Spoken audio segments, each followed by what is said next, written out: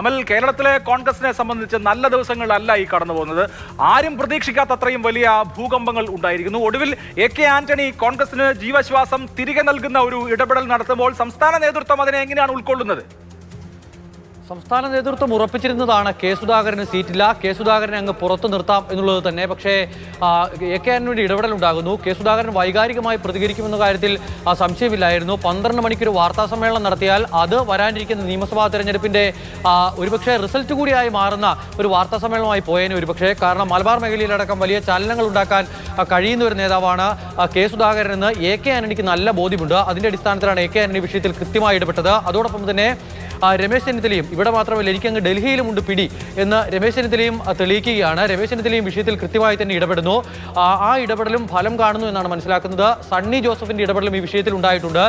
Sunny ജോസഫിനും K Sudhakaran പാർട്ടിയൊക്കെ വിട്ടു പോകുന്ന ഒരു അവസ്ഥ ഉണ്ടാകാൻ പോകുന്ന ഭവിഷ്യത്തിനെ പറ്റി ബോധ്യമുള്ള ആളാണ്. അതിനാൽ തന്നെ അത്തരത്തിലുള്ള ഇടപെടലുകളെല്ലാം ഉണ്ടാകുന്നു. പക്ഷേ പ്രതിപക്ഷ നേതാവ് ഇന്നിപ്പോൾ അരുണിനോട് സംസാരിച്ചതാണ്. പുറത്തിറങ്ങി വന്നപ്പോൾ അരുണിനോട് സംസാരിച്ച പ്രതികരണം നമ്മൾ കേട്ടതാണ്. എനിക്കറിയില്ല എന്ന് ആവർത്തിച്ച് പറയുന്നു. പക്ഷേ AK ആന്റണി അങ്ങനെയല്ല പറഞ്ഞത്. AK ആന്റണി ആ രീതിയിലല്ല വിഷയത്തിൽ ഇടപെട്ടത്.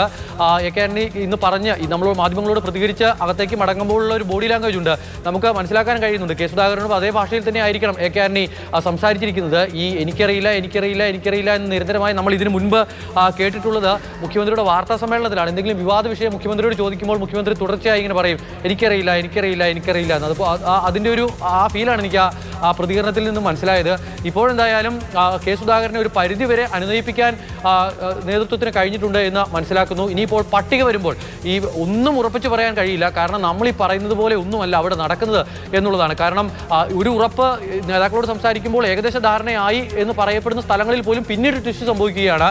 എൽദോസ് കുന്നപ്പള്ളിയുടെ കാര്യത്തിൽ എന്തായാലും ഇനി സീറ്റ് ഉണ്ടാകാനുള്ള സാധ്യത വളരെ കുറവാണ്. എൽദോസ് ഒരു സമ്മർദ്ദതന്ത്രം പയറ്റുന്നു എന്നുള്ളത് തന്നെയാണ് ഇതിൽ നിന്ന് മനസ്സിലാക്കുന്നത്. അതോടൊപ്പം തന്നെ അടൂർ പ്രകാശിന്റെ കാര്യത്തിലും കാര്യമായ മാറ്റങ്ങളൊന്നും ഉണ്ടാകില്ല. പ്രത്യേകിച്ചും എൽദോസ് കുന്നപ്പള്ളിയുടെ കാര്യം എടുത്ത് നോക്കിയാൽ യാക്കോബായ വിഭാഗത്തിൽ നിന്നുള്ള ഒരാൾ മത്സരിക്കുന്ന ഒരു സ്ഥലമായിരുന്നു. അപ്പോൾ സ്വാഭാവികമായും കുന്നപ്പള്ളി അല്ലെങ്കിൽ ഉല്ലാസ് തോമസ് എന്ന് പറയുന്ന രണ്ട് പേരിൽ ഒരു പേരിൽ ആരാണെങ്കിലും അവിടെ ഇതിൽ മാറ്റം വരുന്ന മറ്റൊരു സീറ്റ് എന്ന് പറയുന്നത് ഇടുക്കിയാണ്. ഇടുക്കിയിൽ റോയ് കെ പോലും സ്ഥാനാർത്ഥിയായി ഏകദേശം ഉറപ്പിക്കുകയാണ്. യാക്കോബ വിഭാഗത്തിൽ നിന്നുള്ള ആളാണ്. മനോജ് മൂത്തേടന് പെരുമ്പാവൂർ നൽകിയതുകൊണ്ട് മാത്രമാണ് റോയ് കെ പോലീസിന് ഇടുക്കി നൽകുന്നത്. അല്ലെങ്കിൽ അവിടെ ജോയി വെട്ടിക്കുഴി സ്ഥാനാർത്ഥിയായേനെ, അതുമല്ലെങ്കിൽ അവിടെ അലോഷ്യസ് സേവ്യർ സ്ഥാനാർത്ഥിയായി എത്തിയേനെ. രണ്ടുപേരും RC ആണ്. അപ്പോൾ അത് മാറ്റി നിർത്തി റോയ് കെ പോലീസിനോട് സീറ്റ് നൽകിയിട്ടുണ്ട് എങ്കിൽ പരിഗണിക്കുന്നത് അവിടെ ഒന്നും കൊടുത്താൽ ഇപ്പുറത്ത് ഇപ്പൊ രാഷ്ട്രീയത്തിൽ പറയാറുണ്ട് ഒന്നും കൂട്ടിയാൽ 2 കിട്ടാറില്ല അല്ലേ അഭിലാഷ്? ഒന്നും കൂട്ടിയാൽ രാഷ്ട്രീയത്തിൽ 2 കിട്ടില്ല. അപ്പുറത്ത് കൊടുത്തോണ്ട് ഇപ്പുറത്ത് കൊടുത്തു, അതുകൊണ്ട് ഇത് 2ഉം ജയിക്കും. അങ്ങനെയൊന്നും നടക്കില്ലല്ലോ. ഈ ഒന്നും കൂട്ടി 2ആക്കുന്ന രീതിയിലാണോ ഇപ്പോൾ കാര്യങ്ങൾ പോകുന്നത്? ഈ പട്ടികയുടെ സ്വഭാവം എന്തായിരിക്കും എന്ന കാര്യത്തിൽ എന്തെങ്കിലും വ്യക്തതയുണ്ടോ? പട്ടികയുടെ കാര്യത്തിൽ ഇതാ നിലവിൽ പറഞ്ഞിരിക്കുന്ന അനുസരിച്ചാണെങ്കിൽ കെ സുധാകരന്റെ TO മോഹന്റെ ഒറ്റ പേരിൽ മാത്രം മാറ്റം, ബാക്കിയെല്ലാം നമ്മൾ പറഞ്ഞു കേട്ടിരുന്ന പേര് എന്നുള്ള തരത്തിൽ തന്നെ കാര്യങ്ങൾ പോവുകയാണ്. ഒരു ധാരണയിലേക്ക് എത്തിയാണ് നേതാക്കൾ അവിടെ നിന്നും മടങ്ങിയതെങ്കിലും അതിനുശേഷം നടന്നിട്ടുള്ള ഈ പറയുന്ന പ്രതികരണങ്ങളും അല്പം മുമ്പ് ഒരു ഫേസ്ബുക്ക് പോസ്റ്റ് ഇട്ട അടൂർ പ്രകാശ് അത് പിൻവലിക്കുകയാണ്. അടൂർ പ്രകാശ് കോന്നിയിലേക്കില്ല എന്നുള്ള സൂചന നൽകിയ ഒരു ഫേസ്ബുക്ക് പോസ്റ്റ് ഇടുന്നു. അതിനുശേഷം സുധാകരന് സീറ്റ് ഉണ്ടാകും എന്നുള്ള ഒരു വാർത്ത വരുന്നു. അപ്പോൾ പിന്നെ എന്താ കോന്നിയിൽ എനിക്ക് കൂടി മത്സരിച്ചുകൂടെ എന്നൊരു തോന്നൽ ഉണ്ടായിട്ടാണോ എന്നറിയില്ല. അടൂർ പ്രകാശ് ആ പോസ്റ്റ് അങ്ങ് ഡിലീറ്റ് ചെയ്തു. സുധാകരനെ മത്സരിക്കാമെങ്കിൽ എനിക്ക് മത്സരിച്ചാൽ എന്താണ് കുഴപ്പമെന്ന് അടൂർ പ്രകാശിന് തോന്നാൻ സ്വാഭാവികമാണ്. അതുപോലെ ഒരു മുതിർന്ന നേതാവാണ് മുല്ലപ്പള്ളി രാമചന്ദ്രൻ. അദ്ദേഹം ഇത്തവണ മത്സരിക്കാൻ ആഗ്രഹിച്ച ആളാണ്. മുല്ലപ്പള്ളി കടുത്ത നീരസത്തിലാണ്. ഇങ്ങനെ മുതിർന്ന നേതാക്കൾക്കുള്ള നീരസം ഒരു ഭാഗത്ത്, സ്ഥാനാർത്ഥിത്വം പ്രതീക്ഷിച്ച ചില ആളുകൾക്ക് കിട്ടാതെ വന്നതിന്റെ പ്രശ്നം. ഇപ്പോൾ മുല്ലപ്പള്ളി രാമചന്ദ്രന് കോഴിക്കോട് ജില്ലയിൽ ഒരു സീറ്റ് കൊടുത്താൽ എന്താണ് പ്രശ്നം? കൊടുക്കാവുന്നതാണ്. എന്താണ് പ്രശ്നം? അവിടെ മുല്ലപ്പള്ളി രാമചന്ദ്രൻ സീറ്റ് കൊടുത്താൽ ഒരു MLA പോലും കോൺഗ്രസിന് ജയിപ്പിക്കാൻ കഴിയാത്ത ജില്ലയാണ് കോഴിക്കോട്. അവിടെ സീറ്റ് കൊടുത്താൽ ഒരു സീറ്റ് കിട്ടുന്നതിൽ കിട്ടട്ടെ. മുല്ലപ്പള്ളി മോശപ്പെട്ട ഒരാളല്ലോ, മോശപ്പെട്ടൊരു കാഴ്ച വസ്തുവല്ലല്ലോ. KPCയുടെ അധ്യക്ഷനായിരുന്ന ആളല്ലേ. അദ്ദേഹത്തിന് അഴിമതിയില്ലാത്തൊരു മനുഷ്യരെ. പിന്നെ വേണമെങ്കിൽ പ്രായം പറയാം. പ്രായം എന്ന മാനദണ്ഡമാണെങ്കിൽ G സുധാകരന് പിന്തുണ കൊടുക്കുന്നില്ലേ? ഇപ്പോൾ TK ഗോവിന്ദന് പിന്തുണ കൊടുക്കുന്നില്ലേ? തീർച്ചയായിട്ടും കണ്ണൂരിൽ പോയി മത്സരിച്ച് കണ്ണൂർ തുടർച്ചയായി പാർലമെന്റിലേക്ക് ജയിച്ച വടകര പാർലമെന്റ് മണ്ഡലം പിടിച്ചെടുത്ത് പിന്നെ മുല്ലപ്പള്ളി ജയിച്ചതിന് ശേഷം വടകര തോറ്റിട്ടില്ല എന്ന കാര്യം ഓർക്കണം. അവിടെ ഇപ്പോൾ കൊയിലാണ്ടിയിൽ പക്ഷേ സതീദേവി 1.25 ലക്ഷം വോട്ടിന് മറ്റോ ജയിച്ച സ്ഥലത്താണ്. അതെ.